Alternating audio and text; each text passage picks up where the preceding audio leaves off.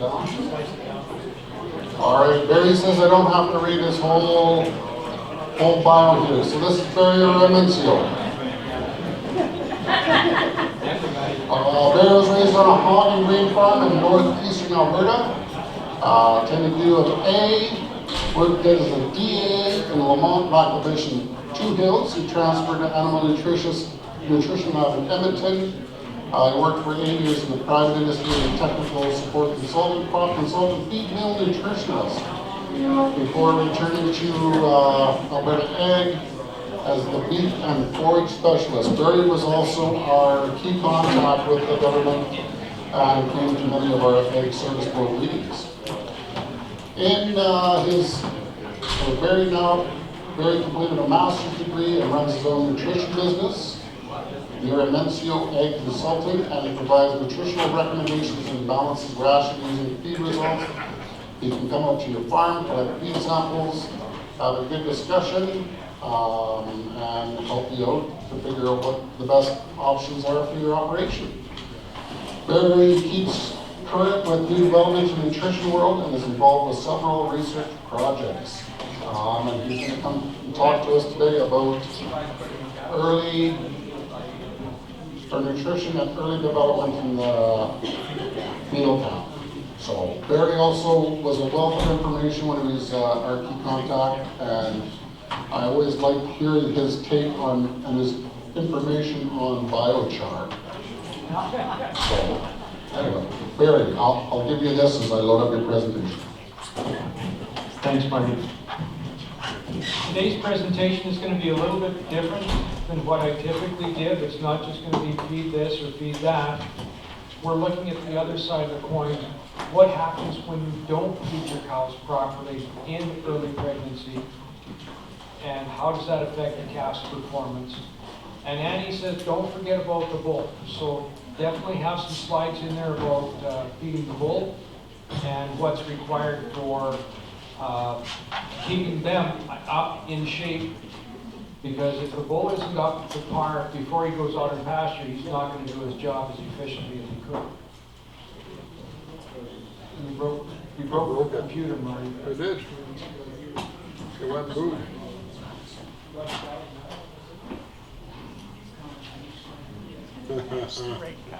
Keep talking, Barry. Well, thank you, folks. That was a good time coming out to speak.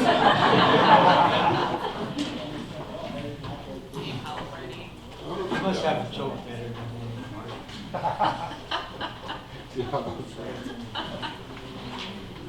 Looks like my computer. My wife says I'm not supposed to tell jokes anymore, but this one goes over reasonably well. A young bull, you've probably heard the first half of this one, where you've got a young bull and an old bull standing on top of the hill, looking in the valley across the fence and seeing a bunch of the neighbor's heifers standing down there. So the young bull says to the old bull, let's run down there and breed them all. Or breed a few of them, excuse me. The old bull says, no, let's walk down there and we'll breed all of them. See, he can mess up a joke too. I get it. But the best part is still coming.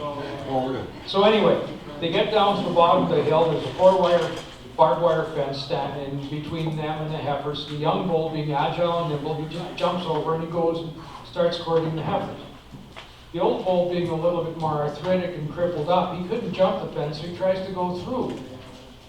Unfortunately, about 3/4 of the way through the fence, he loses his essential equipment. Now he's just a consultant.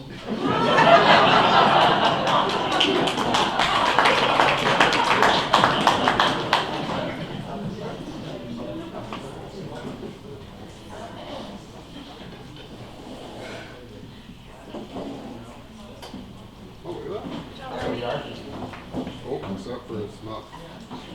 You want your clicker? Well, no,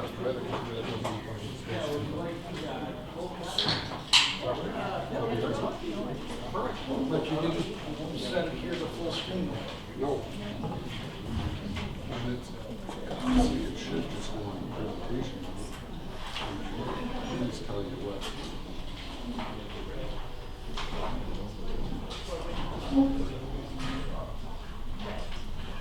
Well, it's funny how progressing there. The only thing means that oh, there.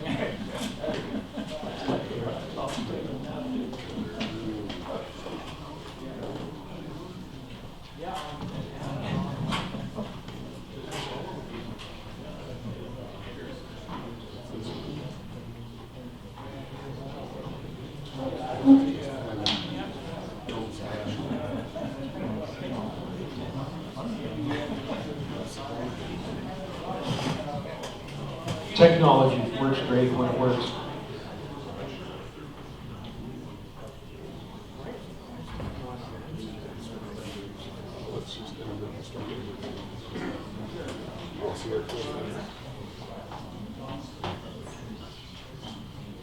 It should have.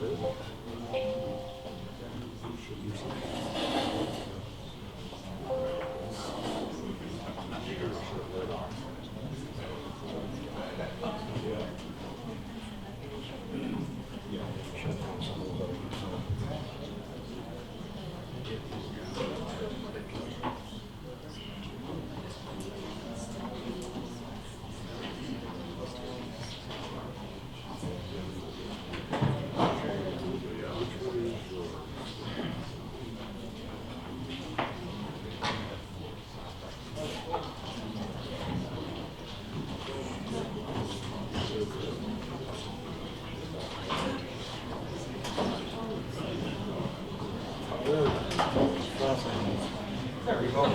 There, he's got it. So, Andy phoned up and asked me to come and give a talk about nutrition for cows, calves, and bulls. And I said, okay, I can do the same old spiel that I usually do, or try to do something just a little bit different.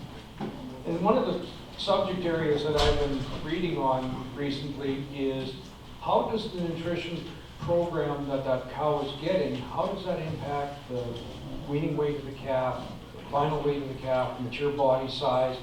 How does it affect their performance, health status? So we're going to go through a lot of that today. So when you're feeding cattle, the cattle only know how to balance four things. First one is they know how to breathe. Second one is they drink water until they're full, or if the water quality is down and you've got a high level of total dissolved solids, that murky, dirty water will reduce the animal's voluntary water intake, which in turn reduces the amount of feed that you can consume. Third thing they know is they will eat until they are full.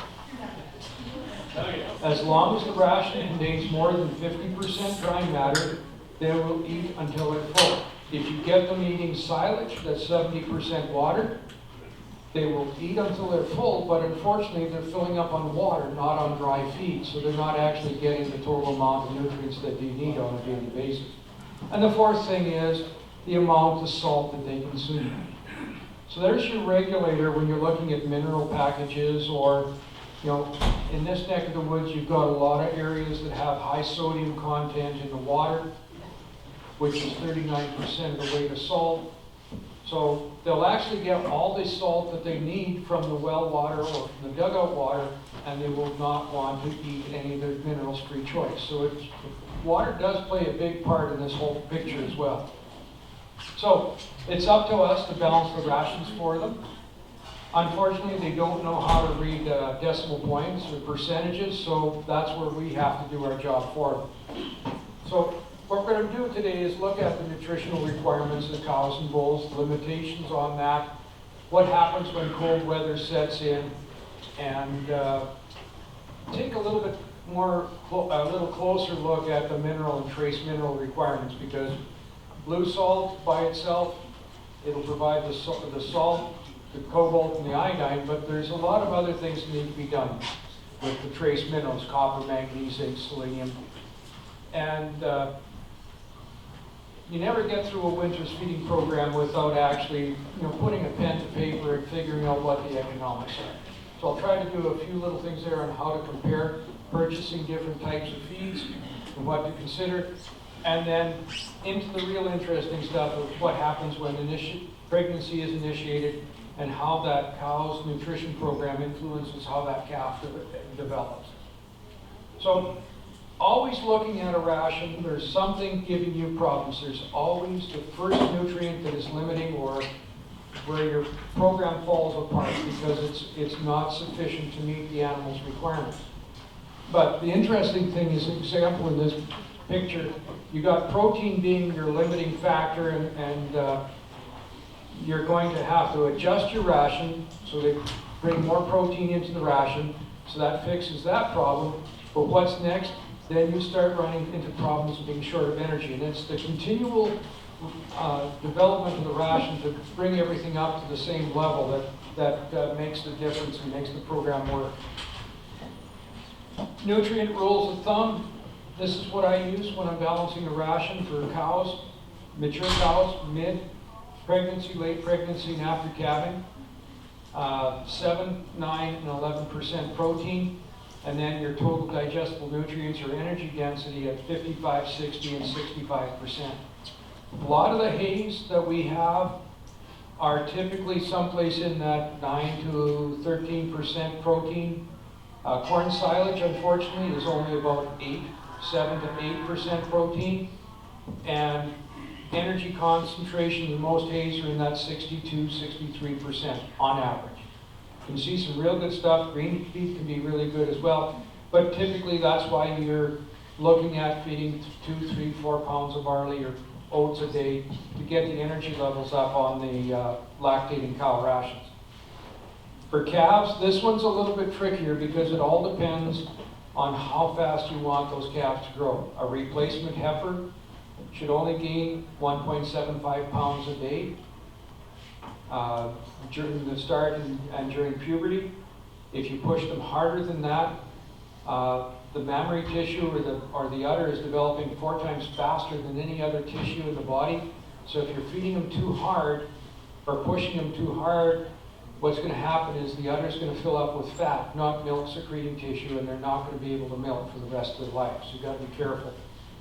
But as far as energy goes for steers, do you want 2 pounds, 2.5 pounds, 3 pounds? And that will all affect the energy density requirements. So that's why it's all question marks. But the way I look at it is a 1,000-pound steer needs roughly 10% protein in the ration to meet its protein requirements to frame out and grow and develop the muscle. For every 100 pounds that the animal is lighter than 1,000 pounds, you increase your protein by 1%. So that 500-pound steer needs a 15% protein ration so that they will develop the bone and develop the muscle properly. We've been fortunate so far, except for a couple days, but cows and animals over 450 pounds can withstand cold temperatures down to -20. Anything colder than that, they cannot produce enough heat from digesting the feed to generate the heats needed to stay warm, so you have to increase the energy density in the ration. So at -30, you need to add 2 pounds of extra grain a day over and above what they were already getting. -40, you need to add 4 pounds. But the trick is when the weather starts warming up a little bit, you have to start backing the energy levels down or the grain amounts down. Otherwise, they're going to go off feed when it gets really warm because they're overheating. They're producing too much heat. And they can't take off a heavy coat to let the heat dissipate. So they'll just back off and reduce their feed intake. Small calves going into winter.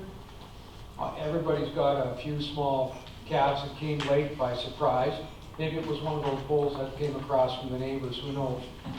But calves under 450 pounds cannot produce enough heat to stay warm. So the trick is, if you do have some later calves, try to get them to be over 450 pounds. These smaller calves, yes, they need the windbreak, they need the straw to keep themselves warm, keep themselves dry. But what you can do in this case, as long as the calves are over 50 days of age, their digestive system is developed enough to digest grain. So if you want to hand feed them or put out a creep feeder and give them creep feed, that could increase their average daily gain by up to a pound a day. When you're feeding bulls, Your bulls are not mature size until they're 3-year-old animals. If you are looking at a 2-year-old, they'll be about 75 to 80% of mature body weight, and that yearling will be maybe 65%. So you have to develop them throughout the first 3 years, no different than feeding a calf and getting them to be a heifer and then a first calf after they deliver their first calf. It's no different with the bulls. The bulls, when they get into breeding season, they don't think of anything except one thing, and it's not food. It's not feed. So you need to have them in good body condition before they go out, because during an intense breeding season, even if it's only 40 or 50 days, or let's say 50 to 60 days, that animal could lose up to 200 pounds. And if they don't have the weight on them, they're going to slow down. They're not going to be moving as fast. They're not going to be able to jump as much, and it's going to hurt them. So the other side of the coin is you don't want your bulls to be over fat. I've seen bulls come out of a show and sale, and 2 weeks later they're out breeding in a pasture, and all they do is lay in front of a tree in the shade, and they're panting because they're so hot, they're so fat. So over-condition is just as bad as under-condition for bulls.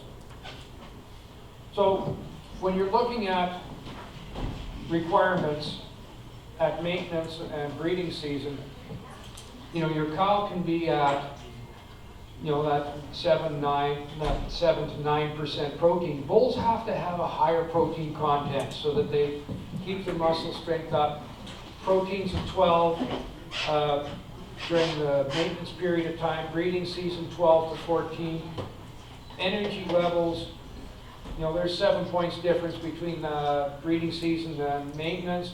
And your calcium, phosphorus levels, the requirements go up as well. So that just makes sense. When he's out there working and doing his thing, he needs a lot of calories and a lot of protein to keep his body in good condition. Minerals and trace minerals. And this is something that I had to really think about when I put this chart together, is you'd think, what I've heard over the years is, well, you don't really have to do much for the bulls during the maintenance season. They'll take good care of themselves, and as long as they give them something good 2 months before breeding season, everything will be fine. But mature bull has a higher vitamin requirement than a lactating cow.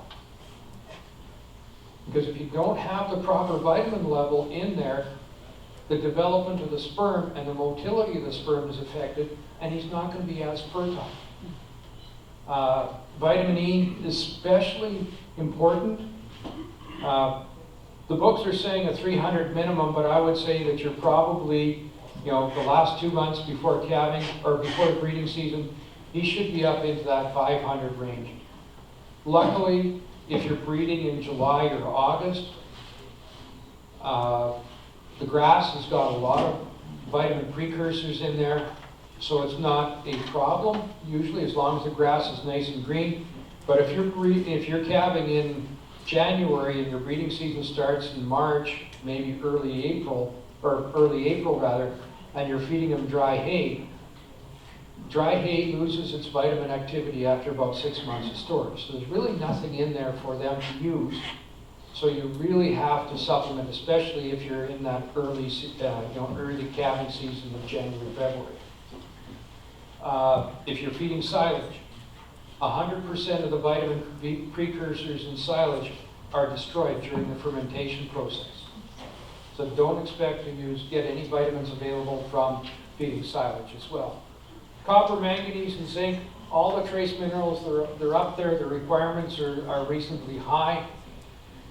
This is where either a trace mineral salt with selenium, like your fortified trace mineral salt with selenium, or if you're using a mineral combination with salt and 30% salt, 70% mineral already mixed together, they typically have good amounts of the trace minerals. Selenium, I've been recommending 6 to 6.5, 7 milligrams a day of selenium for the last 25 years. You do that along with the higher vitamin contents compared to what traditionally has been used in the past.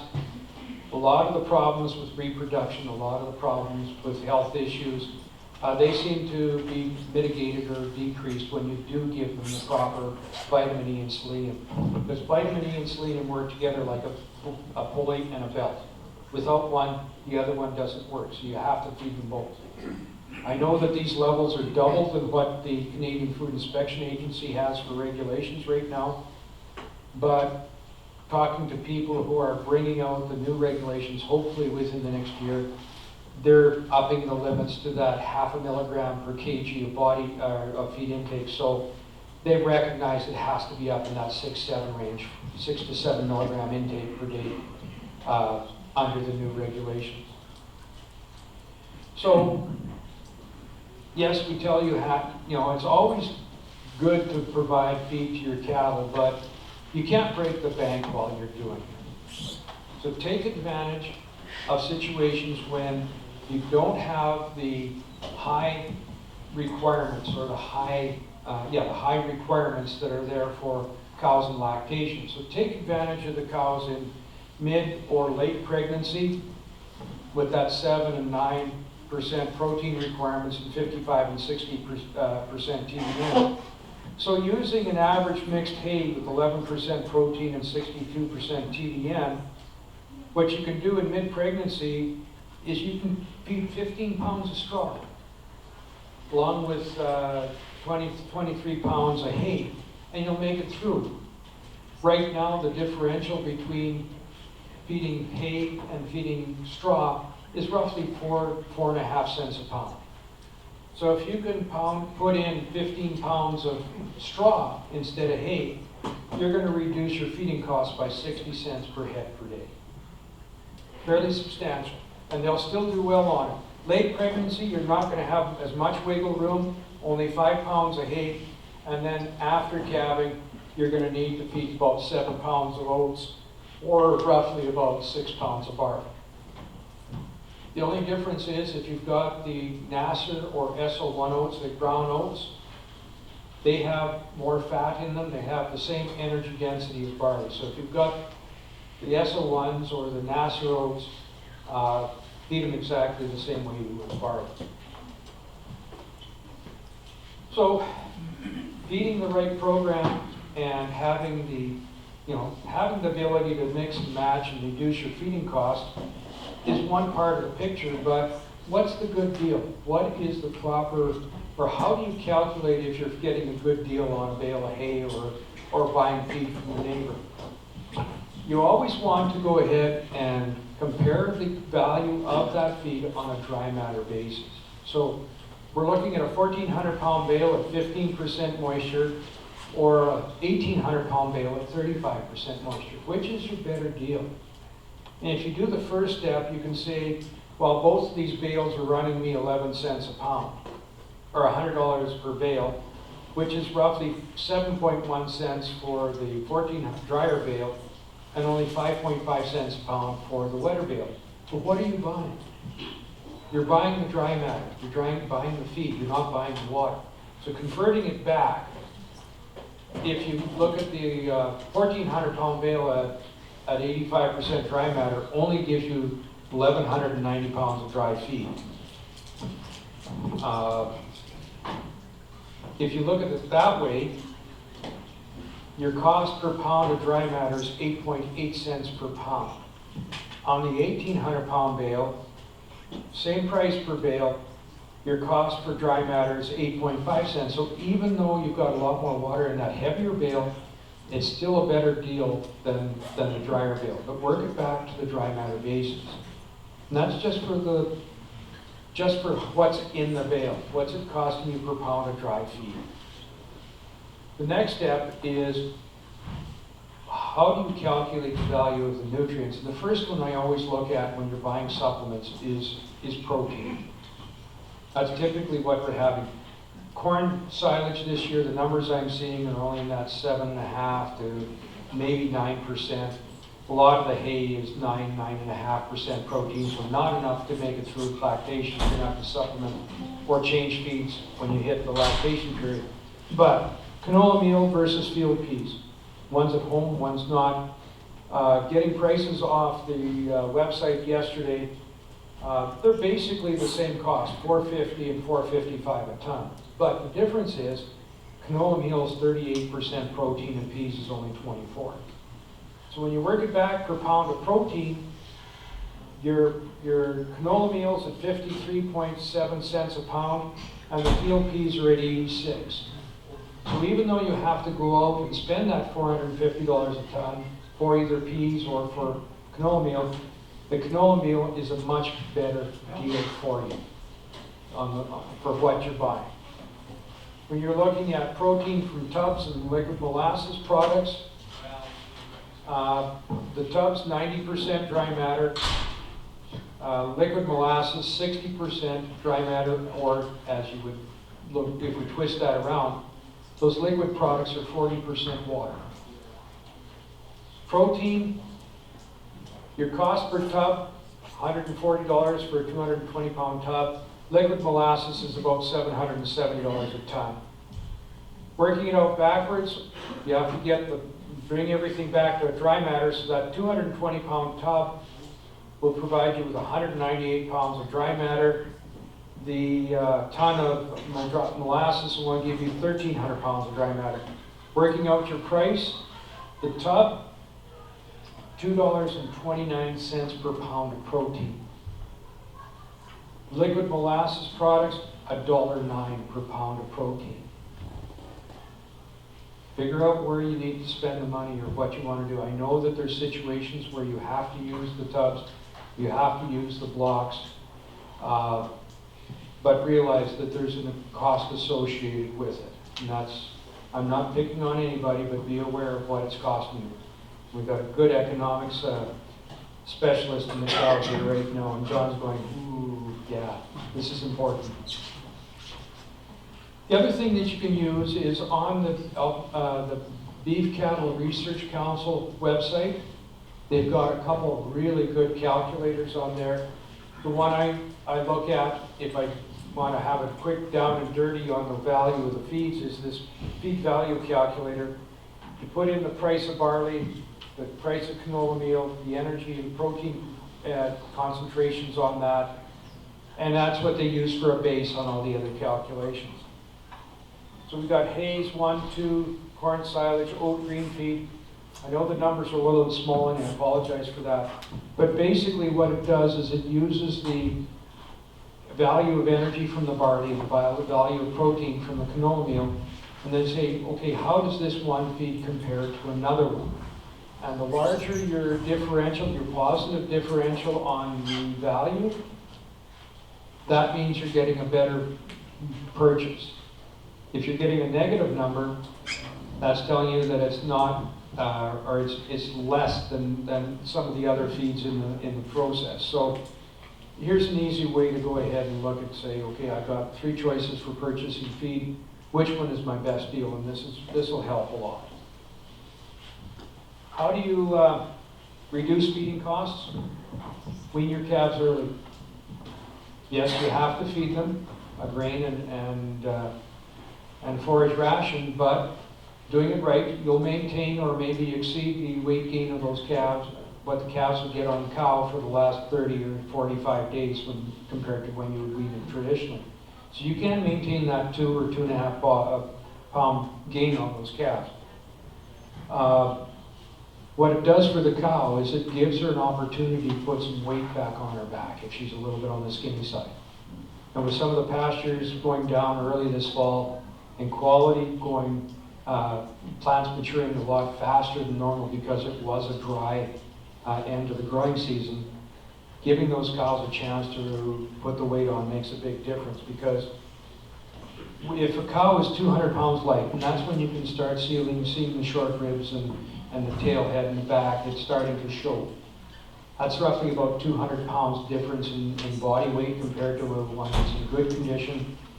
For her just to stay warm over winter, when she's thin, will require roughly an extra 1,400 pounds of feed, or 1,400 pounds of hay, just to produce the extra heat that's needed. Improve your calf rate of gain. Throwing a creek feeder out in June. I said June, not August. Let those calves learn how to eat out of a creep feeder. The first while they might take a pound or 2 pounds a day. But as they get older and they need more feed, they'll be up to 5, 6, 7 pounds by the time they're 5 weights. They'll be up to 8 pounds by the time they're 750 weights. That takes some pressure off the cows. That takes some pressure off the pasture. They're not going to eat as much. And some of the guys that are doing this with the longer pre-feeding involvement in their program, some of them are saying a pound a day difference in average day to day. You can see 3 pounds a day on these calves coming home. The other thing is, these calves know what grain is. They're a lot easier to put them on the feed after they've been weaned. So there's a big advantage there as well. One of the things that I've worked on, reduce your feed waste. Using a bale processor and kicking the bales out on the snow, they're shredding onto the snow. 19% of that feed is going to be wasted in the snow. With a bale unroller, it's 13%. If you're good with a welding rod and you've got materials around, take some drill stem. A feeder that's 30 feet long, 4.5 to 5 feet wide, and about 30 inches tall. And that height of the wall depends on your discharge of the processor. That'll hold roughly 1 round bale of hay, enough for 40 cows. It'll pay for itself in about 2 months. Bale grazing, swath grazing improves the utilization of the manure in the urine. 40% higher nitrogen retention when the cows are able to drop the manure and urine where it's needed rather than hauling it out from the pens. And the other thing is you're probably saving 50 cents to 60 cents a day per head on running a tractor to feed them. So there's ways around to reduce your costs, but everything has to be done in moderation. You always have to go out and look at the animals and monitor their condition, but it can be done. Now, when I start talking about nutrition, how it impacts cow performance, the cow in the bottom picture here, you can see that she's nicely fleshed over the short ribs. There's no problems with the backbone. The pin bones aren't showing. Compared to an animal like this one, where you can really see the backbone, you can see the pin bones, the short ribs, that triangle is apparent. It's a picture of another cow, same thing. You can see from the back end, she doesn't have much flesh over the pin bones. So those two cows are short at least 200 pounds in weight compared to the one in the bottom. So how does that thin cow, if she does get pregnant, how does that impact what she can do? So nutrition and health, I think maybe the veterinarians talked about it this morning, but usually what happens at optimal stages of nutrition, and this is for trace minerals and vitamins, it'll take a period of time when the nutrition isn't adequate where they will start dropping. And after a point, then you'll see the clinical symptoms or the diseases occurring. Same on the other end. Once you start feeding that extra mineral and vitamin to bring things back up, it's not going to fix the problem tomorrow. It's going to take 2 to 3 months for them to get back up to normal. So an example for that one is colostrum is formed roughly 6 weeks prior to calving. That's the only way that the animal gets the immunity. Vitamin E is through the colostrum if they don't get any vitamin E through the milk. So if you are short and you're building them back up so they're ready at calving time to be in good shape and with proper nutrition, you're still not going to get the quality and quantity of colostrum that you need. So starting to feed minerals 2 months before calving, you're affecting the maternity immunity that's available to that calf. So some of the things, I've basically said this, it takes 60 to 90 days for vitamins and minerals to get back up. Colostrum formed in 6 weeks. And some of the other things, you can't read it there, but magnesium, calcium, and phosphorus, all these other things that are in there, copper, manganese, zinc, selenium, they all have an impact on animal health. And it's like a big wheel.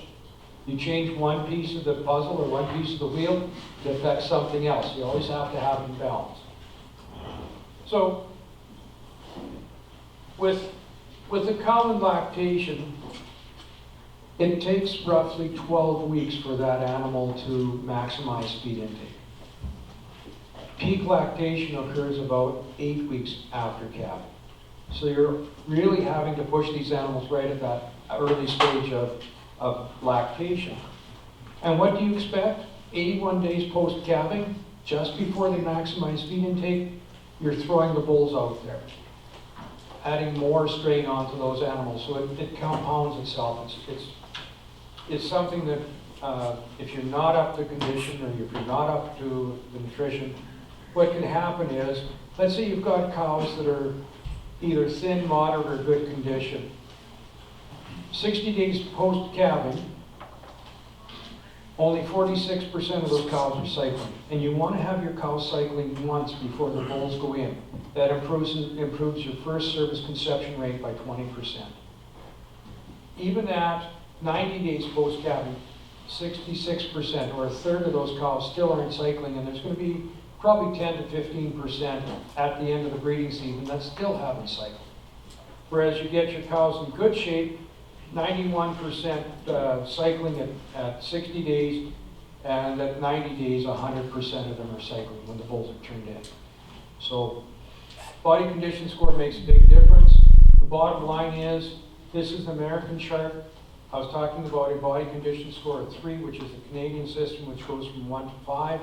The American system goes from 1 to 9. You can see that as your body condition score goes up, your reproduction rate goes up as well. Now, I wouldn't take it up to the body, that's a 7.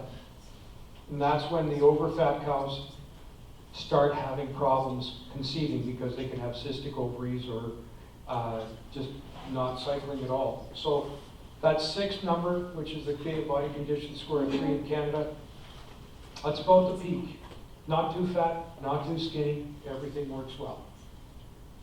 Calf development, the size of the fetus. At 2 months of age, that calf is only the size of a mouse. By 6 months of age, the size of a beagle dog. So 75% of that calf birth weight occurs during that last 3 months of pregnancy. So that's obvious that that's important. The placenta, what's used to transfer nutrients or keep that calf separate in the uterus compared to being part of the cow, is fully developed by 12 weeks, and by week 34, it's full size. So early gestation restrictions impacts placenta development, and with the smaller placenta, you have fewer blood vessels in there, less chance to transfer oxygen and nutrients across to the calf, and it also causes a restriction of nutrient transfer, which will affect organ development and nutrient uptake. So that's a nice way for him to say it, but so what? How does that impact the animal? After the bull does his job and the egg gets fertilized, it floats around in the uterus for about 14 days before it settles into the uterine wall and settles in, and the cow truly becomes pregnant. This is when you're probably going to see 50 to 60% of your calf mortality or pregnancy failures, is when it doesn't implant properly. One thing they're talking cytokine and steroids, metabolites, and that kind of stuff. Those all are hormones that come into play. Some of the other things that happen with this is if you spread a lot of nitrogen fertilizer on the pasture, you've got cows going on to hay that's 22, 23, 24% protein. The animal can't use all that the cow can't use all that protein, so it breaks it down into nitrogen. It floats around in the bloodstream. When that nitrogen goes into the uterus, the placenta, across the placenta, what it happens is it changes the fluid environment or the environment within the placenta, and it has high blood urea nitrogens.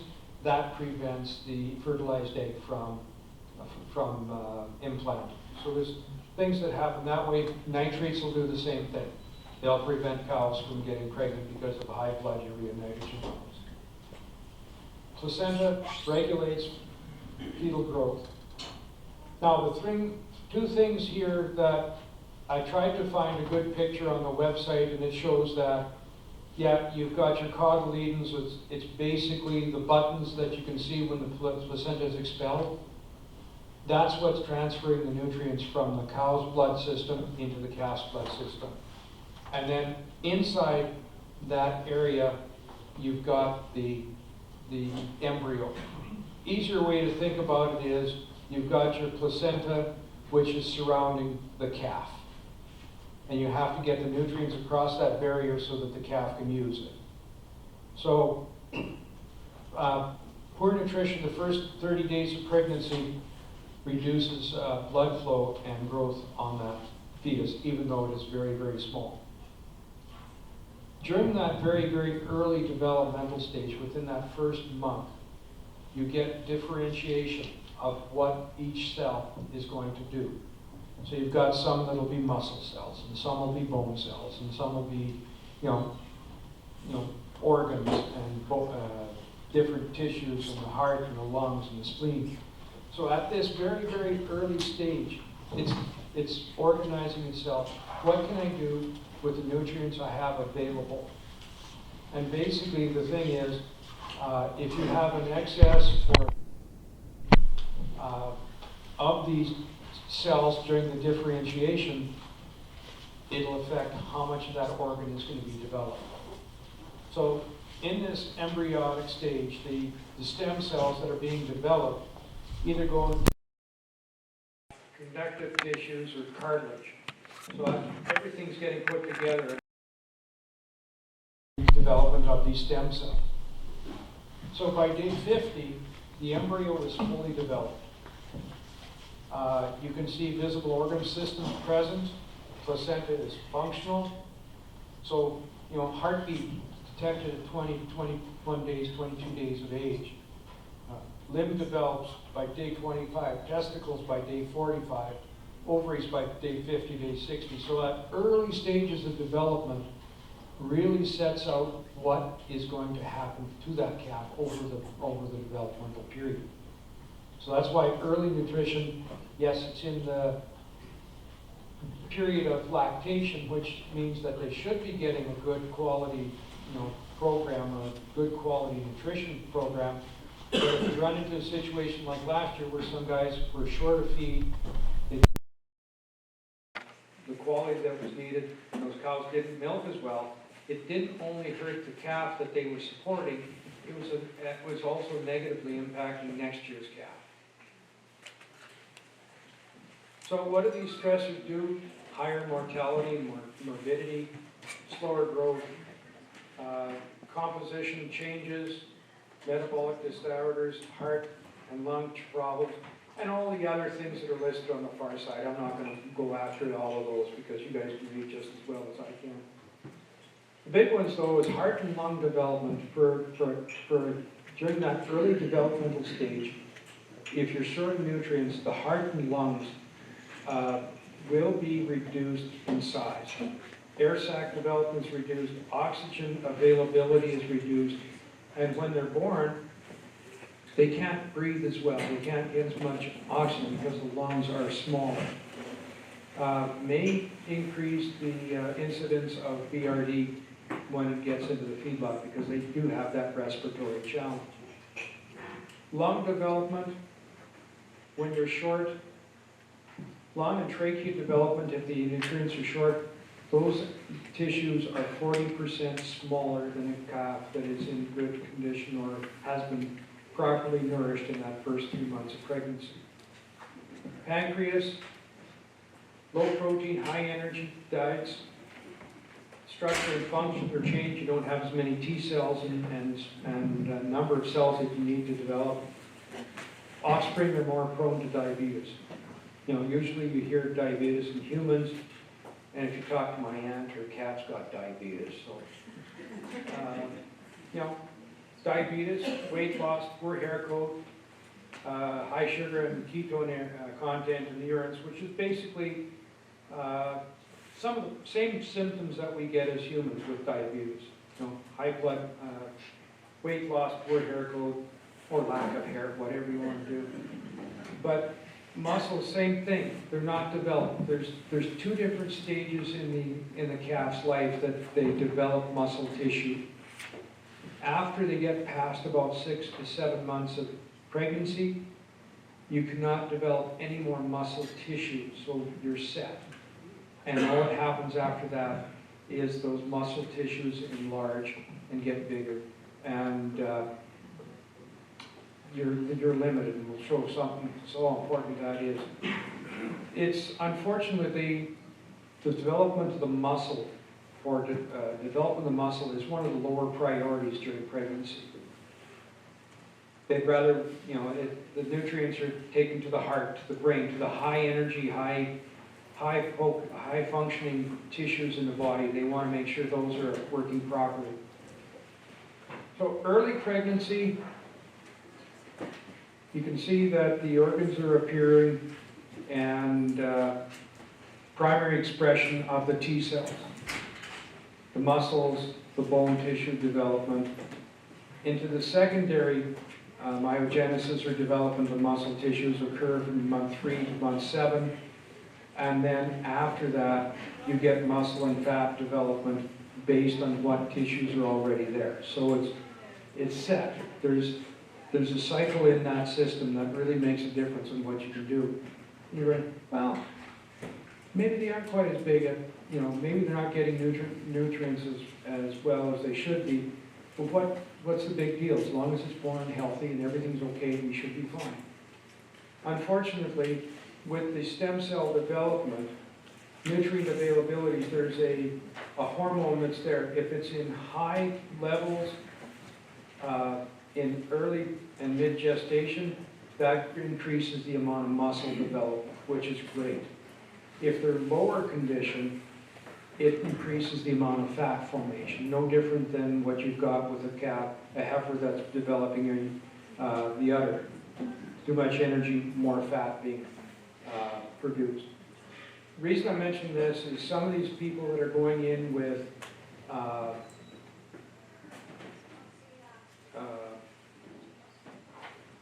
deficiencies in mid to late pregnancy reduces the formation of fat cells and the size of the muscle fibers.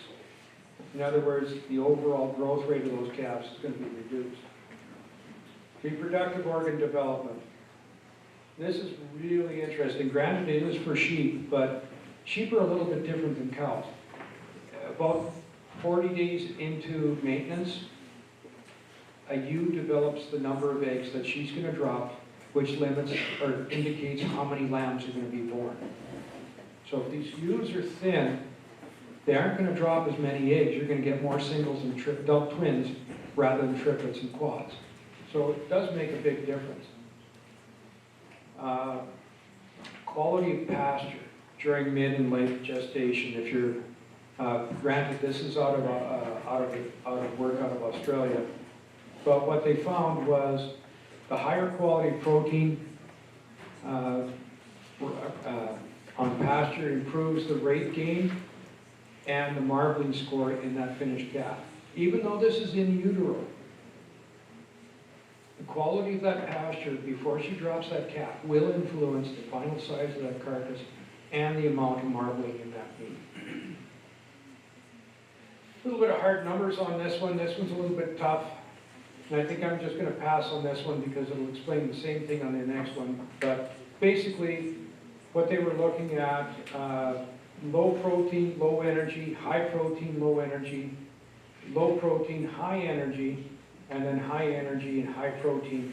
And what you can see is you're looking at about 61 kilograms difference in live weaning weight, 215 versus 154, just because those cows didn't get proper nutrition during pregnancy. Putting it into a more reasonable way, and we're looking at pounds instead of kilograms, right, Annie? You can see that a cow, and this is a little bit of a flip. But how many people are really concerned about birth weight of the first, like when you're buying a heifer bull? You're always looking at the birth weight of that bull, right? Because 95% of the birth weight of the calf is related to the birth weight of the bull. 5% by the cow and feeding rates.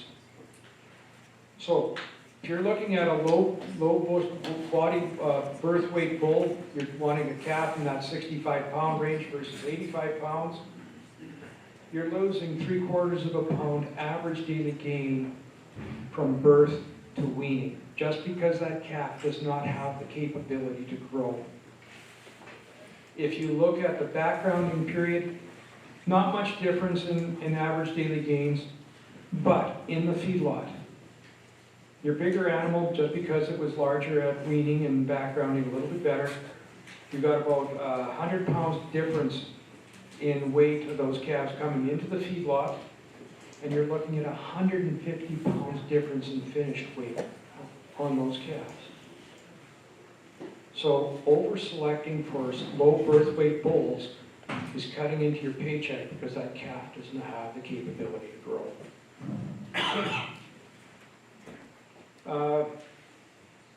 Again, this one here, feedlot finishing weights, 1430 versus 1586. So we're saying the same thing, two different studies, one from Australia, one from Canada, and they're seeing the same thing, 150 pounds difference in final carcass weight of these animals. Energy use during the last trimester, usually when the cow has already been weaned, 30% to 50% is to keep the uterine environment or the uterus, the placenta and the calf working properly. 25 or keep the uterine function properly, 30 to 50%, 25% to the fetus, and 25% going back to the cow. So it really makes it difficult for that calf to keep on growing and keep on developing when that cow, half of what that cow is eating is used to keep that calf going, or 75% is keeping that calf going. Supplementation, heifer calf performance, adding that extra 1 or 2% protein in there. Your heifers are going to be a lot faster to puberty. They're going to be larger in size. Pregnancy rates increased by 7 to 13%. On steer calf performance, again, finished carcass weight is higher, more marked and lower incidence of BRD in the feedlot. So giving them a little bit extra early on really does pay a big difference in the end. Post-calving, we've talked about, okay, this is on the different side. We looked at the animal performance side, but reduction of quality and quantity of colostrum produced. I'm flipping a little bit here, but anyway, respiratory disease will reduce weaning weights by 16.5 kilos or roughly 40 pounds. Scours, 22 pounds. 19% of the calves affected by energy deficient diets have problems with scours.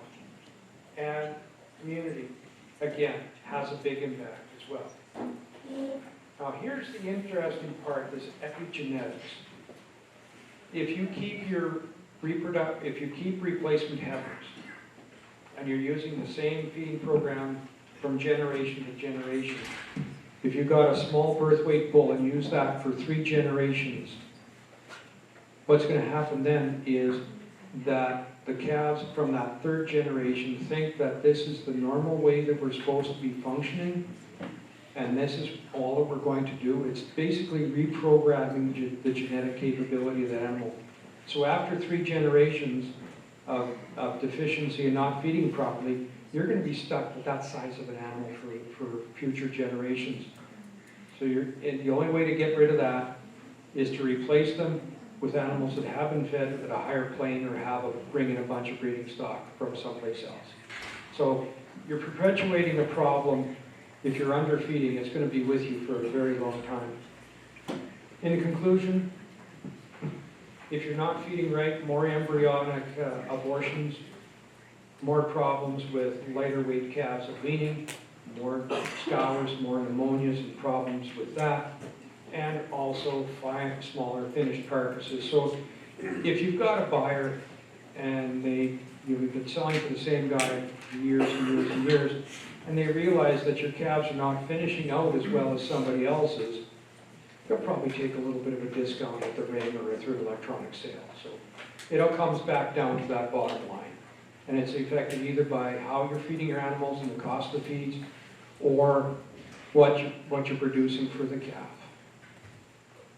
All right, any questions? Marty, I think I'm pretty well done here.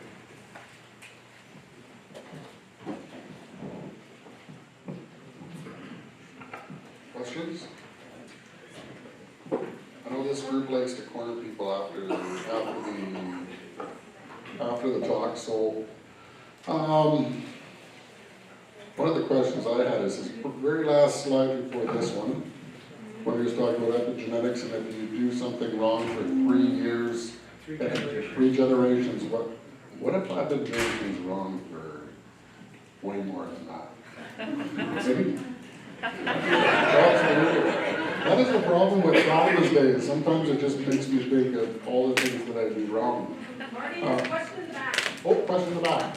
Barry, you didn't mention brown bale feed, which are very common in this country. Yeah. Okay, the question is brown bale feeders. Feed loss out of them can be any place from 5 to 20, 25%, depending on the design. The trick is the tombstone feeder, where you only have 6 inches of space between the bale and the outside bar, probably not one of your better choices, because the cows can just grab a handful of feed, and if they get bunted or got pushed away, they take that handful of feed, they walk away, and it drops on the ground and they don't eat it.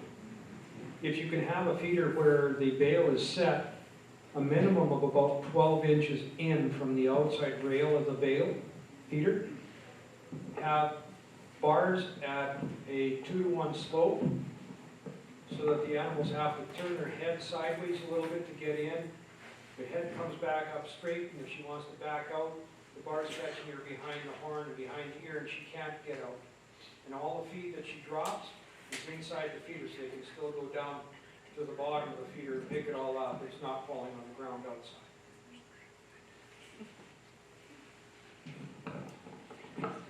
The only thing that was confusing to me about that, Barry, is the handful. I've never seen a cow grab a handful of feed. I'm not an expert. That's a mouth. That's a mouth. Oh, okay, okay, a mouthful, okay, yeah, okay. So, well, okay, perfect, all right, yeah, perfect, I guess. One of the things we didn't do is thank the kitchen staff for the lunch.